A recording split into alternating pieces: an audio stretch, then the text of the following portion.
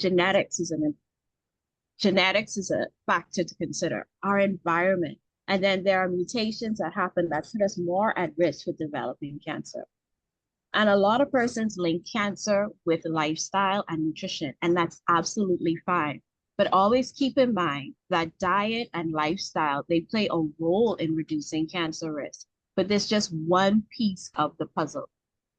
There's so much more for us to consider.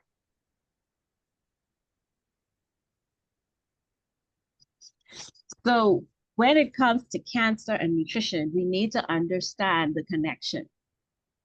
Just as there's no single food that causes cancer, there's no single food that can protect you against cancer by itself.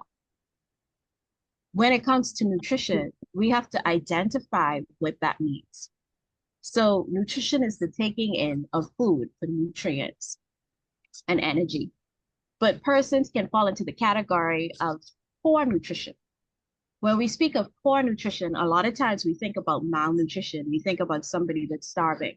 But poor nutrition also includes overnutrition or overeating, which can lead to things like being considered obese or overweight.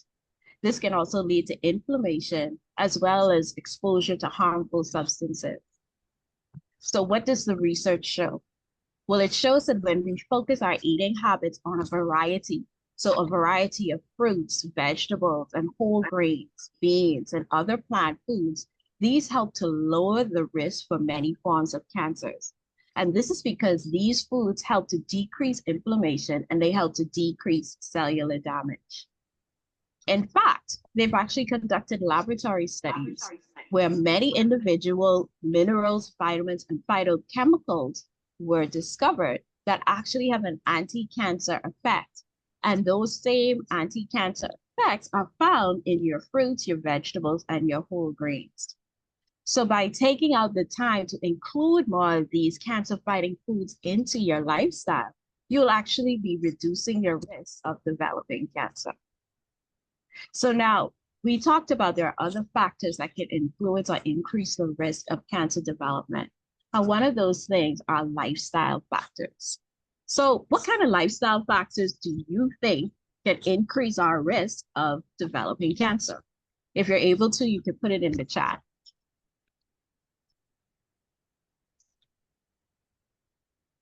Now, the one thing about lifestyle factors is that they're modifiable.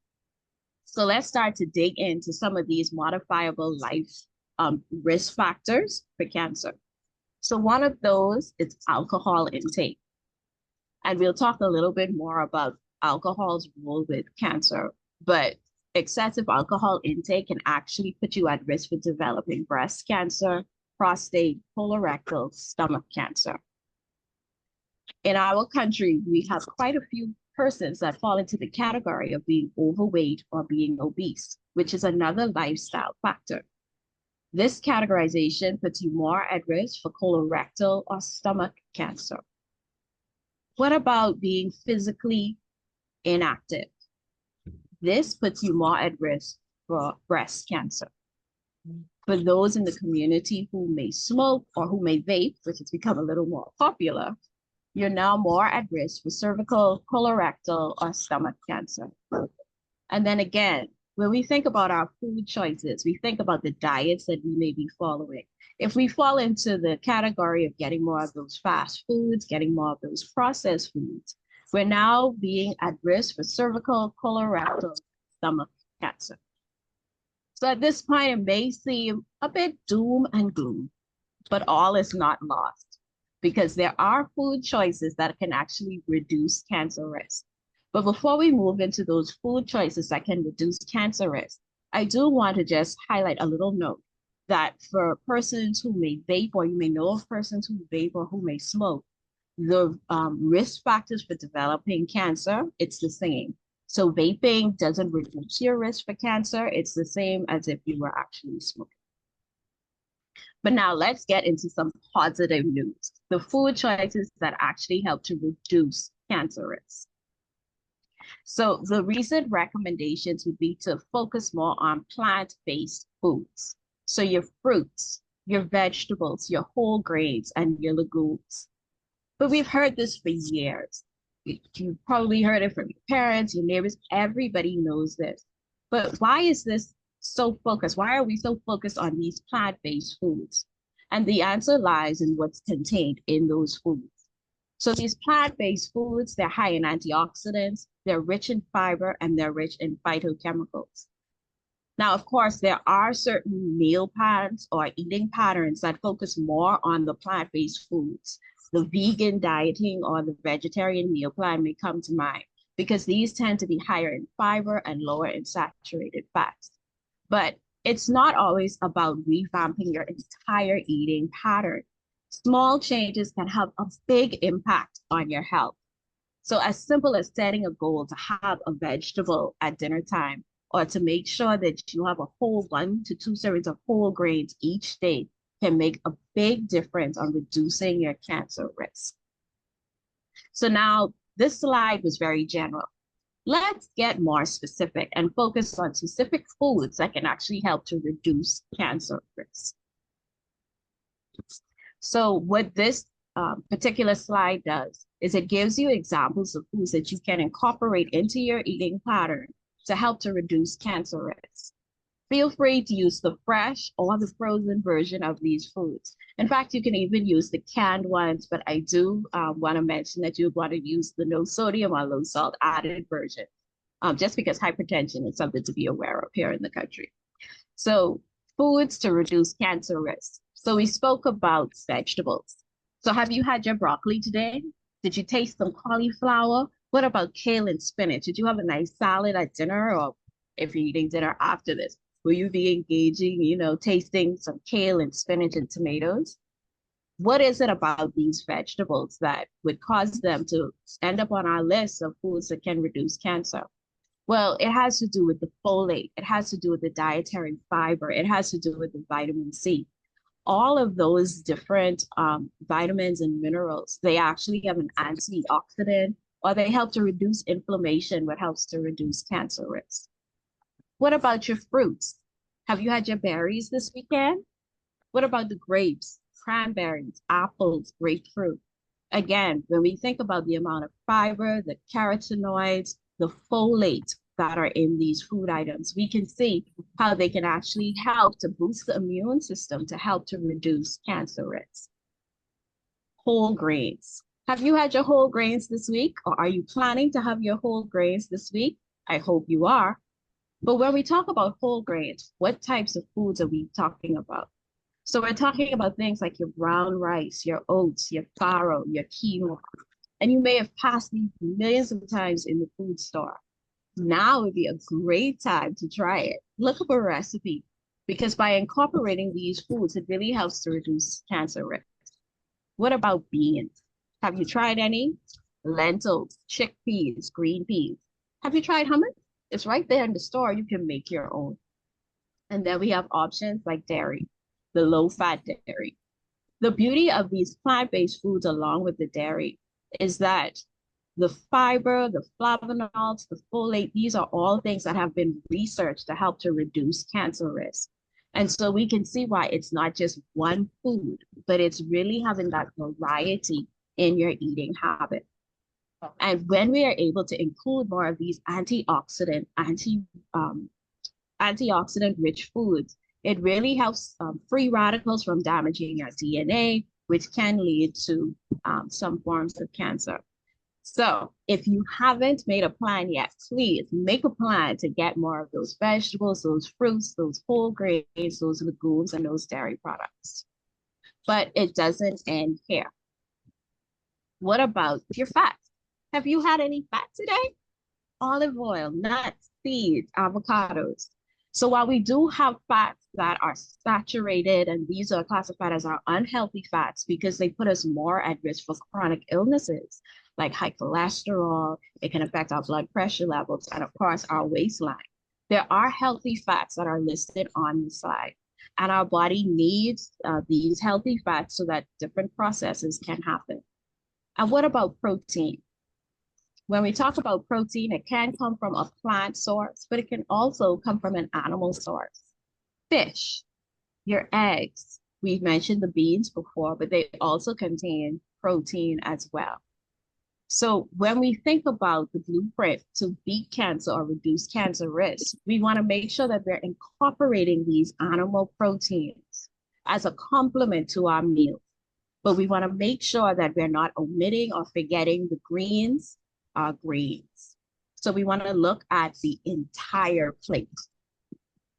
So we talked about all of these different foods. I'm talking about healthy fats and lean protein.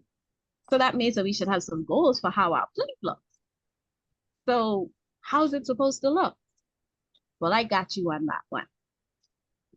So what the next slide does is it helps us to see what we can work towards if we don't already have a healthy, balanced plate. So what is the recent recommendation when it comes to plating our meals? Well, I'm happy that you were thinking about it. So if you think about your plate and you were to divide it into 3 portions, 2/3 of your plate should be taken up by your plant-based foods. So your whole grains, your vegetables, your fruits, and your beans. And the remaining 1/3 would include your animal or plant-based proteins. So I included these two pictures of the plate just to give you an idea of how that can look in reality. Does a plate like this happen overnight? If you can do it, that's absolutely wonderful. I congratulate you, way to go. But for some of us, it takes more of a step-by-step process, and there's absolutely nothing wrong with that either. So take your time and see how you could incorporate some of those foods that we would have mentioned in the previous slides to help your plate to achieve this goal. So at this point, we know some of the foods that can help to reduce cancer risk. We're aware of now some goals for how our plate can look. But now, are there any specific foods that we need to avoid?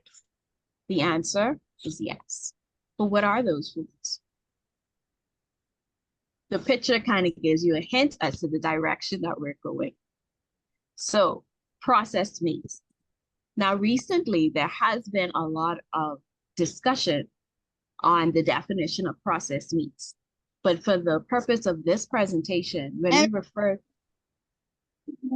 hello? For the purpose of this presentation, when we refer to processed meats, we're referring to food items like your bacon, your sausage, your hot dogs, your pepperoni, ham, corned beef, your bologna, and salami. Now, I do apologize if I'm stepping on anybody's toes because we know that these foods, they taste so good because of the amount of sodium and the amount of fat, particularly saturated fat that's in those foods. But the reality is these foods are linked to colorectal cancers. In fact, when we think about these processed meats, the fact that some of them are smoked or cured or even contain nitrates and nitrites, these are the additives that are actually putting us more at risk for developing these types of cancers. Is that the only set of foods? No. Your red meats would also fall in this category as well. So this is beef, pork, and lamb. And yes, I know pork has been advertised as the other white meat, but it still falls under the category of red meat. So when it comes to your red meats, because they tend to be higher in saturated fat, the recommendation is to limit the amount that we're taking.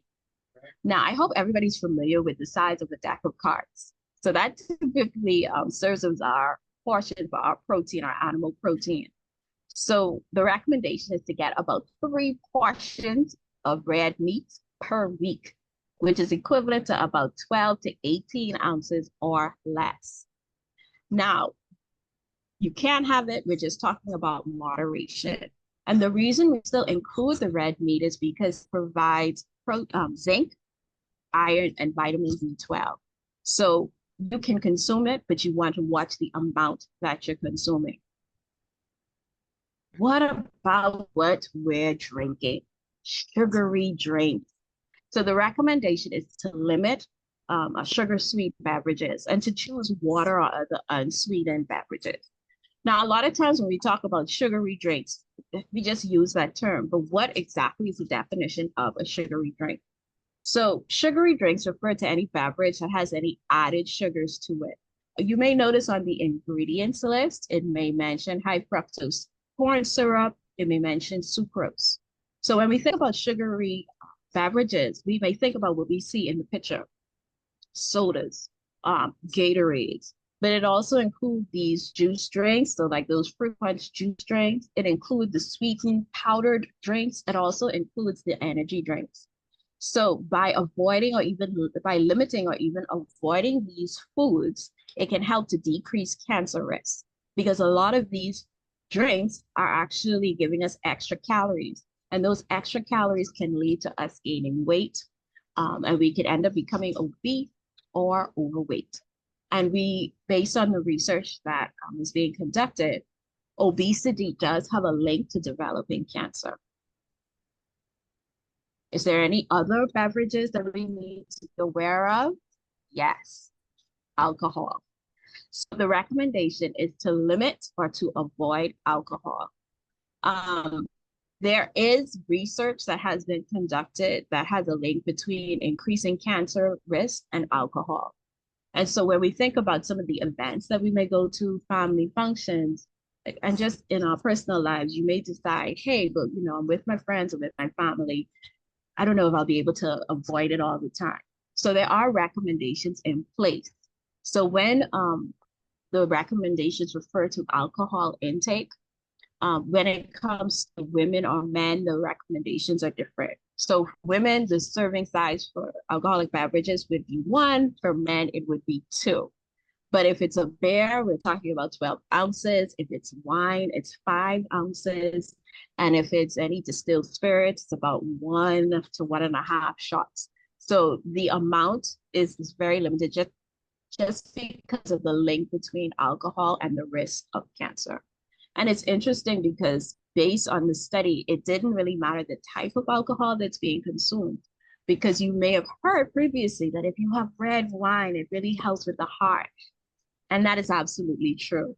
But here's the thing. If you use the dark red grapes or the black Concord grapes, you get the same health benefits that you would have gotten from that red wine. And alcohol is actually the 3rd leading modifiable factor for cancer risk, in the same category as cigarette smoking and excess body weight. So if you were to reduce your alcohol consumption, then you reduce your risk for certain cancers. So now, what we need to do is to focus on having a healthy weight, and that varies by individual. But one of the things that all of us can do is to look at our portion sizes. Portion sizes have significantly increased in restaurants, in fast food establishments. So it's important to know what a portion size is. So for example, when we talked about that brown rice in an earlier slide, 1 serving of the brown rice is actually anywhere from a third of a cup to a half of a cup. So focusing on portion sizes can help us to achieve or even maintain a healthy weight. Regular physical activity is encouraged as well as reducing calorie-dense, nutrient-poor foods. So these are foods that are high in calories. They tend to be our convenience foods, but they're very limited in vitamins and minerals. One of the things that we don't want to omit or forget is staying hydrated. So it is recommended that we consume water. And a lot of times when we hear that, the question is, well, how much water should I be drinking every day? So the recommendation is 8 to 10 glasses of water. And we're talking about 8-ounce size beverage cups. And remember, if you don't like the taste of water, some of my clients don't, you can always add flavor to that water. So you could use things like your mint. I have some clients that use garlic. I don't know how they do it, but they do. You can use cucumbers, you could use lemons, you could use limes, you can use cinnamon sticks. So there's a variety of ways that you can make the water more palatable if you don't like the taste of the actual water. And while you're increasing the amount of water you're taking in, we want to look at limiting those sugary and caffeinated beverages that we would have mentioned before. Tea is a wonderful way to deal with hydration. And it contains some cancer-fighting properties, so you could include those. And the types of tea that have been linked with lowering cancer would be the black, the oolong, the green, and the white. They have a protective mechanism in those. But of course, it still varies by individuals because, if you have any kind of medical issue where you need to avoid caffeine, you have to keep in mind that those types of tea may be caffeinated. So maybe you opt for a decaffeinated version, or you look for a tea that has the same benefits, but is lower in caffeine. So what role does physical activity play in this reducing cancer risk? Well, one thing about physical activity is that it actually helps support a healthy weight. It helps to reduce inflammation and insulin resistance. And so when it comes to physical activity, the recommendation is about 150 minutes of moderate physical exercise per week. So what does moderate exercise mean? It means that you should be able to carry on a conversation. You may have just a little bit of a shortness of breath, but it shouldn't be that you can't carry on a conversation. What type of exercise are we talking about, or physical activity? So the recommendation would be to include some kind of stretching, some flexibility exercise, as well as cardio. So physical activity is a part of a healthy lifestyle that would help to decrease or reduce cancer risk. Now, when persons hear about cancer, a lot of times there are a lot of supplements that are promoted. So what role does supplements have in reducing cancer risk? Well, wherever possible, we want you to choose whole foods over supplementation. Supplementation typically would be necessary if you're finding that your eating pattern, your eating lifestyle is deficient in certain areas. And so the supplements can kind of help to bridge the gap with that. But whenever you can get it from your whole foods, those vitamins, those minerals, because the body absorbs them much easier, we encourage you to do so. And there are some risks with excessive supplement intake, because remember, not all supplements are created equally. Some supplements actually have fillers, and some may even be contraindicated with the medication that you've previously been prescribed. So whenever you're thinking about taking a supplement, please speak to your healthcare provider.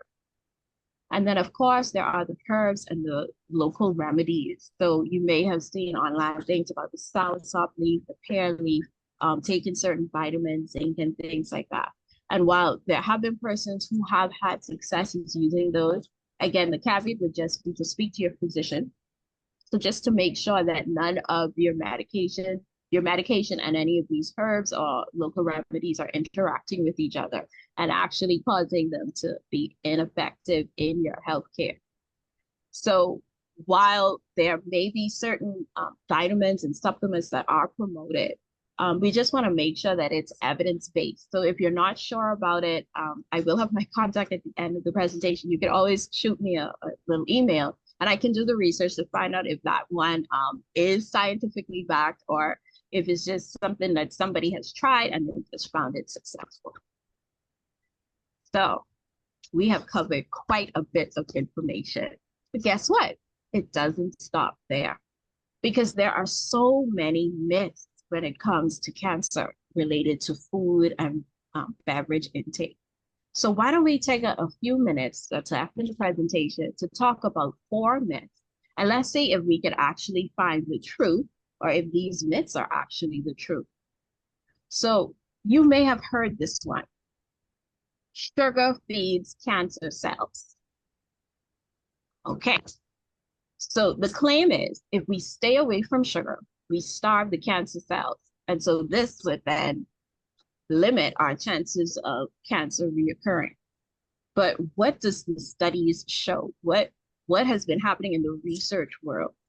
So what research has now made evident is that a lot of the foods that we eat, yes, it's true, it is broken down into sugar, and our body uses that sugar for fuel and energy. But it's not just the cancer cells that's using that glucose for energy, but our healthy cells are using that as well. So what research has found and studies have found is that sugar intake does not have a direct impact on cancer. But then why do we beat up sugar all the time?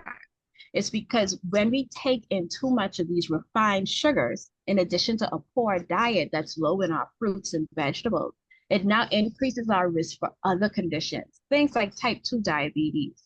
And it also affects our waistline. So now what can happen is we're developing excess body weight. And what studies have shown is that excess body weight is what increases our risk for different cancers. So did you learn something new about cancer and sugar? I hope you did. So let's look at another myth. Soy products contain estrogen, which can cause breast cancer. So I know earlier in my training, this was quite the topic about soy and to stay away from soy. So now, has it remained the same over the last 10 years? Well, what they have found is that soy products contains a compound called isoflavones, and these are plant estrogens. And these plant estrogens actually help to reduce cancer risk. So what we knew back then is not true of now.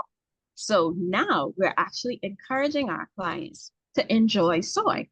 And it's different types of soy products that you can use. So you can use the tofu, you can use the miso, you can use the tempeh, you can even use the dry roasted beans without fear, because these are food items that are actually helping to reduce your cancer intake.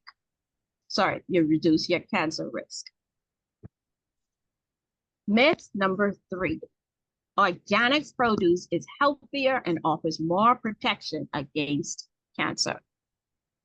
When we talk or use the expression organic, it's referring to products that are grown without any synthetic fertilizer, sewage, or genetic engineering versus regular foods which may be exposed.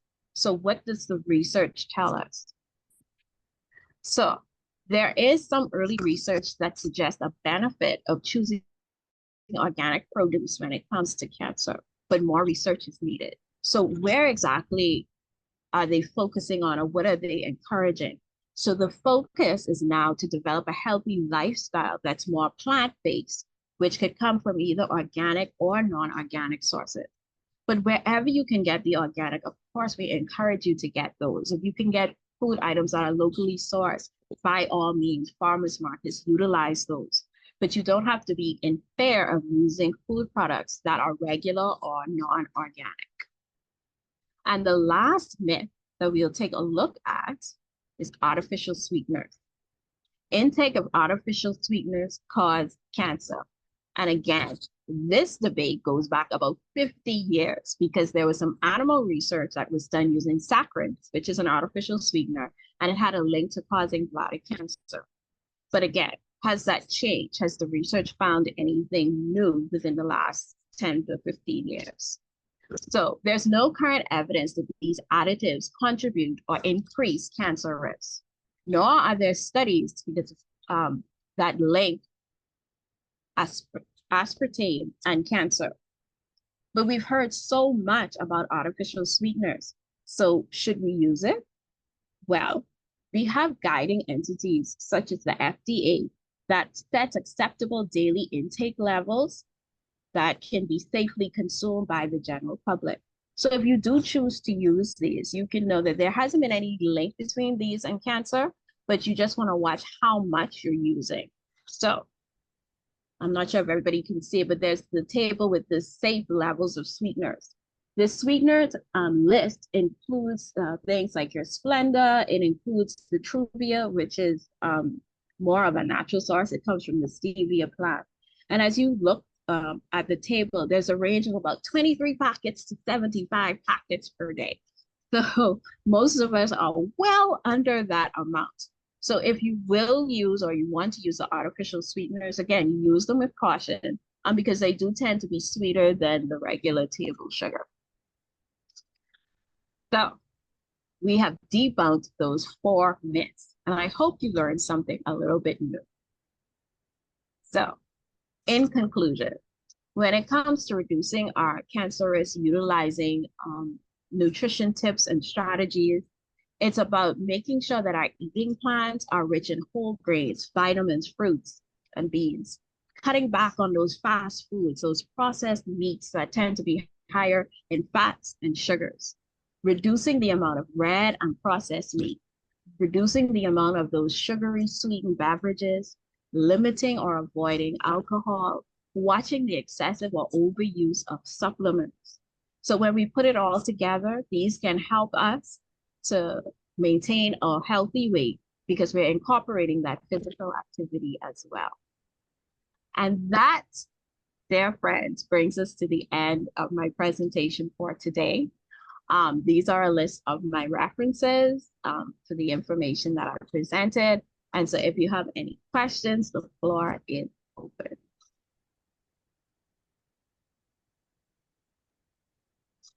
Thank you. Very informative.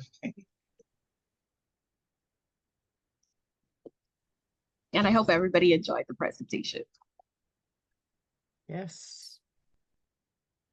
Anybody with any special questions that they'd like to ask at this point, you're free to do so. Hi, I have a question. You mentioned that soy is helpful to reducing breast cancer risk in women, but is there anything that men need to be worried about when consuming soy? Now, I know there has been some research, but it's not coming to mind the consensus for men and soy in terms of the new updates that they have. So what I can do is I can research that information, and if you leave your contact, then I can get that information to you. Okay, good question, Dee. Anybody else with a question, you can raise your hand virtually or just jump in now if you have any special observations or quick questions you'd like answered.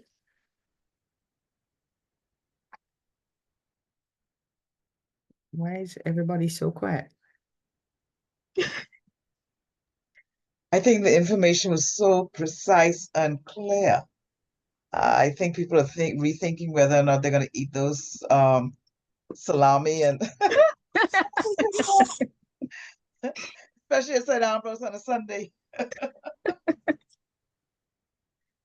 So I hope I didn't scare everybody, but small steps can have a big impact. So even if you used to eat your processed meats or your salami every day, maybe skip a day. That's a success. What everybody should be seeing on their screen right now, I'm not sure, is a document sent by our guest presenter. Sorry, I started it too far down. Nutrition strategies for cancer prevention. And she has given us some recipes. I have sent out to most of the groups for church. It's so also an all parish. Yeah, D'Angelo posted it. Right. And yeah, so in all parish. So here are some recipes that she has posted for us that could inspire healthier eating. So do check it out. If you wish that, well, it's on all parish, so that's where it is. If anybody has anything to contribute to this, we'd appreciate it. Oh, here's somebody, hang on. What is the verdict on Vitamalt? Somebody's asking, please, Miss Ferguson. In terms of the Vitamalt, it's been linked to being one of those high sugar products. So again, you'd want to limit the amount of Vitamalt that you're taking in. Okay. If you have a question, somebody can raise your hand or put it in the chat. Hi, I would like to ask a question. Mm-hmm. I have cut out all red meats out of my diet, and I'll tell you why. I want to know if that is dangerous, first of all. And I was told that they were importing dog and horse meat into the Bahamas. So I cut out all red meat. I say I'm not going to bother with that. And then the fruit that I eat, only what is in season in the Bahamas. Is there any modification I need to do to that? No, you can cut out the red meat. That's absolutely fine. So you just want to make sure that your other protein sources are the correct portion sizes because your body still needs that to rebuild your tissue. So that's absolutely fine if you have cut out the red meats. In terms of the horse, I can't speak to that. but the choice No, that you I made, am that's not. absolutely That's not fine. fact, but it's something I Yeah, just I've heard it. I've heard that too. When it comes to your fruits and your vegetables, absolutely to use local. If you can get things that are local, that's better for you because we just don't know about the foods that are being imported. We have to rely on what they're telling us. So if you can get it Mhm. local, you know where it's coming from. So you can more than, more often you can trust what you're getting. And the ones that are in season, absolutely fine. Okay, thank you. Hmm. Good job, by the way. What is your view on bush tea? Lots of people would recommend bush tea, especially to those persons who have cancer, like soursop and pear and Hmm. different things. What is your view on that? So based on some studies that have been done, they have decreased risk of reoccurrence for those who have tried it. So persons are using it with success. The only thing I would encourage is that you let your healthcare provider know, because if they have you on certain treatments, we just want to make sure that your bush tea isn't interacting with the treatment.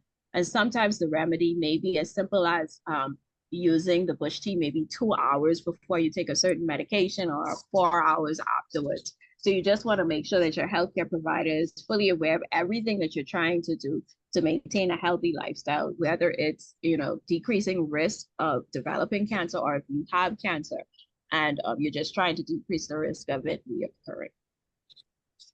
Um, I don't know if I misunderstood, but you were saying that um, the organic fruits and vegetables, are they better than the other type of fruits and vegetables?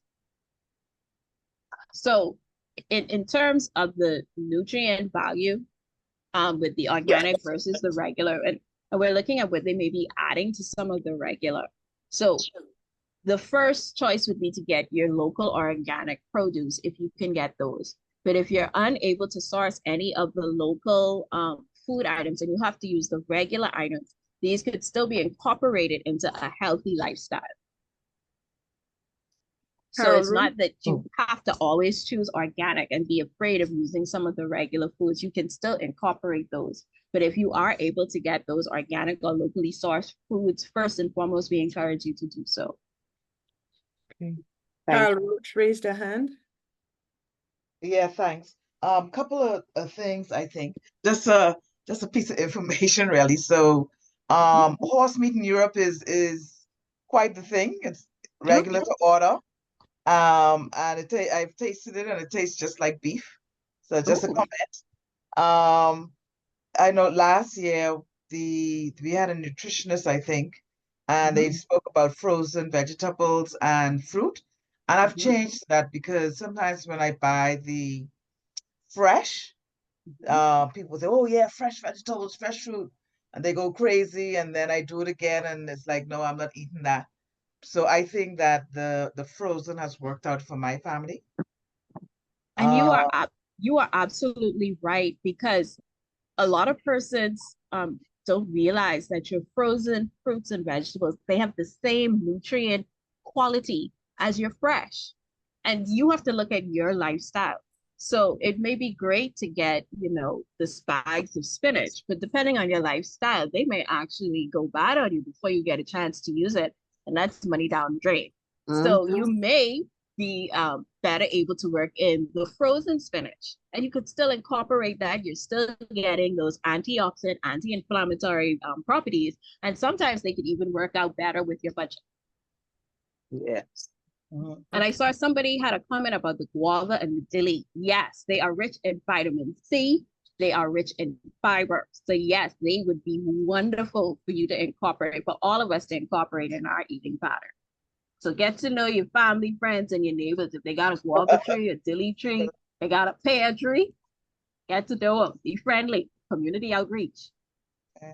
So Eileen. years ago, I made the decision to start planting fruit trees and vegetables and whatever. Well, not vegetables. I stopped, my vegetable garden died, but I have a lot of fruit trees, pear trees. So another thing, I have a moringa tree or whatever you pronounce it, Mhm. and I dry the leaves. So I now use those leaves as, like, if I use thyme, Mhm. I use that in my cooking. I'm a coffee drinker, so I put that in my. No, please don't say anything about coffee. I put that in my coffee.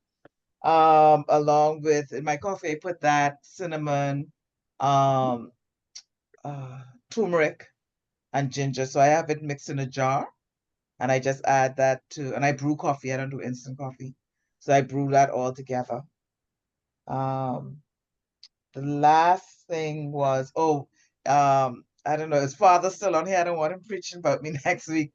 So my fruit intake is actually part of my low consumption alcohol. So I have a red wine every day, and I put my frozen fruits in there because it cools the wine down. And that's my evening joy. Great. We have a comment here from 3. Joycelyn wrote, she has cut out all sweet drinks, no sugar in her tea because she used to have cramps in her legs, but since she cut the sugar, no more cramps. Do you think the sugar was causing cramps? And then, yeah, that was one thing Joyce was sort of, wondering in mind. I don't know if you are able to answer that, Miss Ferguson. That one would be hard to say. Yeah. But the person could reach out to me personally, because I don't know if anything else was changed. Did you make Right. any other changes to your lifestyle or to your eating habits that could have been causing it? But sugar does increase inflammation in the body. So that could be it. And it could be a factor, but I can't definitively say. Okay.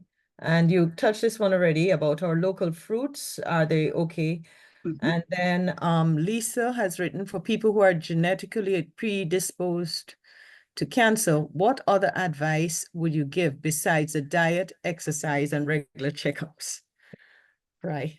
That's a very good question. Because the diet, the exercise, the regular checkups, the maintaining the healthy weight, these are the primary things that the focus is on when it comes to reducing cancer risk. If there's a particular cancer that you know that you're predisposed to, it can become more specific, but I did keep the presentation very general.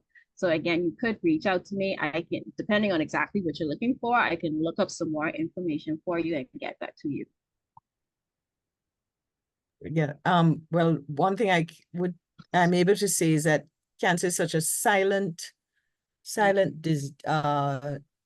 affliction. It might be there and you're not aware. So yes, definitely do the checkups and know your body and know exactly what goes abnormal and check it out immediately. Is there anybody else? Claudette. Yeah. Eileen, Yes, ma'am. I looked at the greens that you recommended, the brown rice, the farro, the quinoa, and we're Black Caribbean people. And you now we ain't gonna go cook no brown rice, peas and rice like that. So my question then would be, and quinoa, okay? We're already paying something like $7 for say 5 pounds of rice, right? And if you're going into the brown rice and stuff like that, you're going on into almost $10. Okay. I didn't see any grits on there, the yellow grits. I didn't see any of those things. But those are things that we're going to eat because that's what we came up on. So, and then I look at the processed meats. Okay. If you ask the Bahamian when they're going into a store, what are they going to get that's healthy? The first thing they're going to probably say is, I'm going to get a turkey sandwich. Okay. You're going to hardly ever find that is the bird they actually killed and they're using the meat just off that. They're going to get the processed stuff. So how do we get even the sellers to now present in a way that is protective of us rather than covering profit? because I think it would take every individual to do their part to make things happen the way it is supposed to be happening. What do we do? How do we inspire others to help us to work together to become that much more healthier? That is such an excellent point that you made. And being in the field of nutrition, that is one that we have been battling. Even though I worked in the hospital, we worked so closely with the public health nutritionists. And that was one of the things that we have been continually fighting. How do we make it more attractive than, let's say, your convenience foods, like a fast food? Because it would appear that, your money could go further there than it goes with buying or choosing healthier choices. A lot of it takes education, and it does take time. It took time for me as somebody in the field to start incorporating more brown rice and the quinoa and finding the way to prepare it. So I think you may have noticed a lot of the public health nutritionists, they've done more TV spots. Like I think there was one that was in Solomon's highlighting the fruits and the vegetables. There have been more, we've heard more from places like BAMSI that are offering those fruits and vegetables. They have the Facebook page to get persons to see, hey, they're out there and they're pretty much reasonably cost. You may end up eating the same vegetables for a couple of days, but they're out there and they're trying. So efforts have been made, but like you mentioned, it really has to be everybody coming together, not just from the health side, but as you mentioned, even from the supplier side. But of course, they are looking at profits. So it is a bridge that we're trying to, bridge the gap. There's a gap and we're trying to bridge the gap. We're making small steps, but I agree with you wholeheartedly that more can be done. And I know that the public health is more on the hospital as well as the private side, but I do know that the public health has been doing such an awesome job just trying to get out there some of the foods and working along with the BAMSIs and other organizations to get more of the local produce out there that's more reasonably or more affordable for persons to have. And as I mentioned before, it's great if we could just revamp our eating plans altogether. I think one of my biggest challenges in healthcare has been trying to convince someone not to have corned beef because, fire engine is such a part of the culture. But if you were used to getting, let's say, 4 tins, and I can encourage somebody, maybe we could reduce that to 3 tins and maybe get a can of tuna in water. Even that can help to reduce the risk. That could help us to be a bit healthier.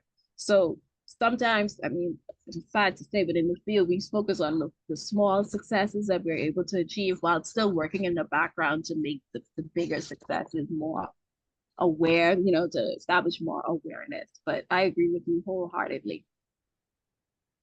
Okay, So perhaps what we can do is we can probably get started with the children now, because I think some things are already entrenched in us, and I think we have passed that on to our children, but there's some generational things that we would probably have to do, even to remain within the criteria that you've passed on to us today, and in trying to live up to the realities rather than the myths as it relates to eating to stay healthy, and going back to living as old as our grandparents and before that lived.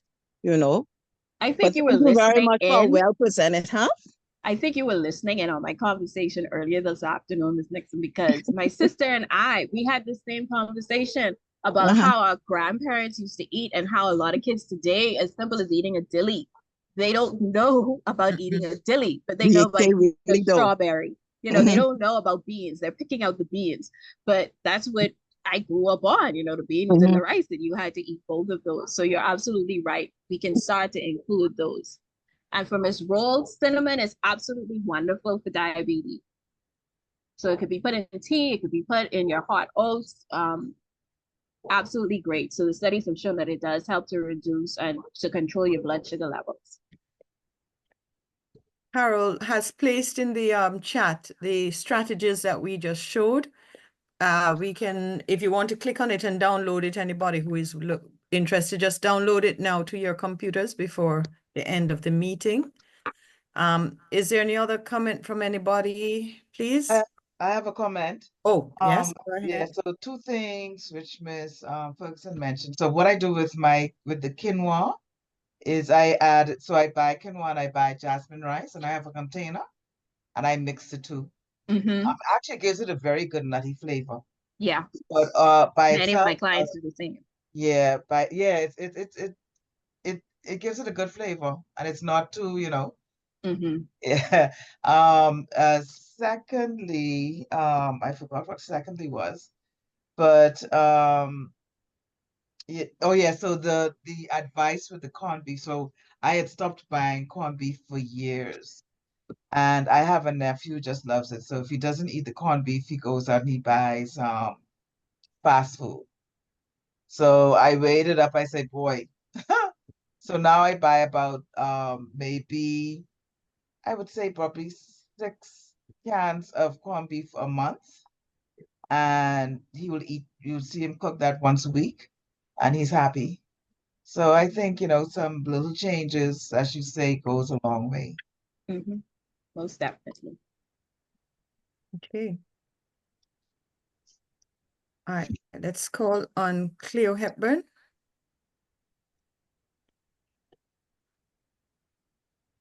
Cleo?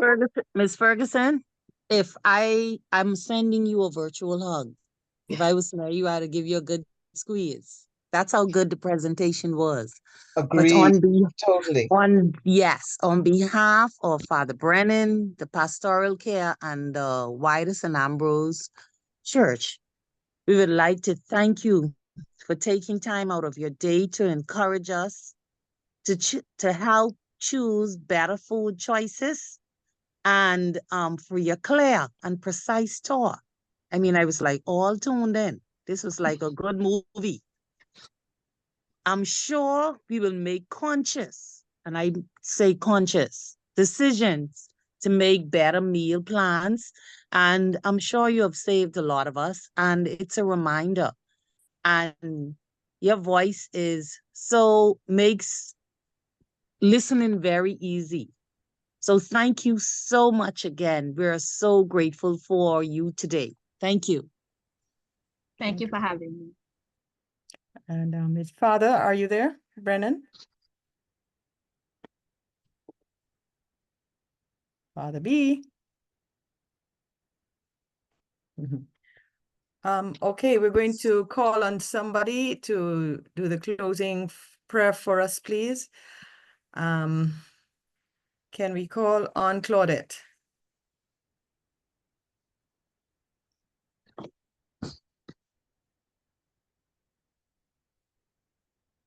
Nope. All right. Okay, the phone was about to act up. You know, Okay. I always ready to say prayers. Kind Amen. and gracious Father, we say thank you, Lord, for another opportunity to come together. Lord, we thank you for our presenter. We thank you for just an opportunity to fellowship together, to learn. Lord, be with us all this week and bring us back next week that we might learn even more.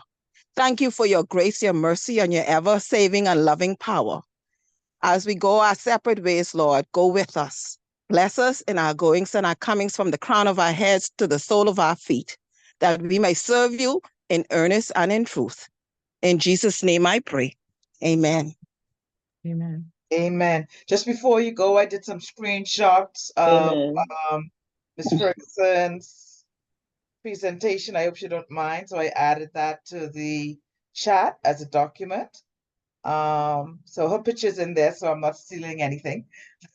So there's a second document. You can just click on it, it'll download to your phone or to your computer. Great. Thank you, everybody, for being here tonight. Next week, we have a talk by Dr. Barnaby. Please join us. We will get our Zoom number, sign in. Better sort it out. Carol, if you could stop the recording for us. So thank you, everybody. Have a good night. Bye. Good night.